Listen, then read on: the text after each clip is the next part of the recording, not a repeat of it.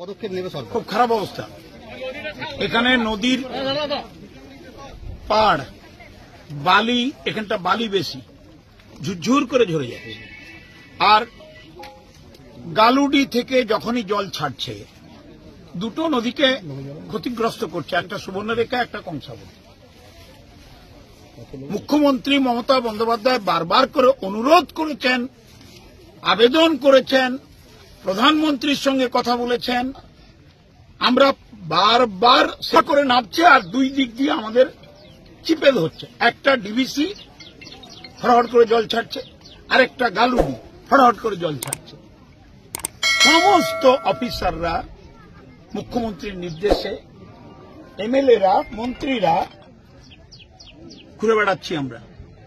সেচ দপ্তরের ইঞ্জিনিয়ার সাহেবরা আছেন, ডিএম এডিএমরা আছেন, এসপি, অ্যাডিশনাল এসপিরা আছেন, বিডিও ম্যাডাম আছেন, আর সুজয় দা আছেন,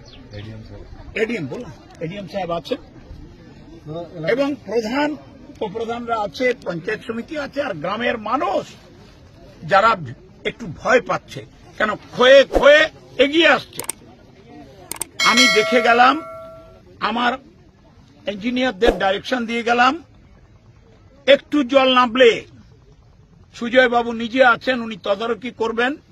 আপনারা দেখছেন 24 ঘন্টা ইন্ডিয়া টিভি, সর্বদা সবার পাশে, সবার মাঝে। আজ এ পর্যন্ত। সঙ্গে রাখুন 24 ঘন্টা ইন্ডিয়া টিভি, দেখতে থাকুন সব জেলার সব খবর সবার আগে 24 ঘন্টা ইন্ডিয়া টিভির পর্দায়। নমস্কার।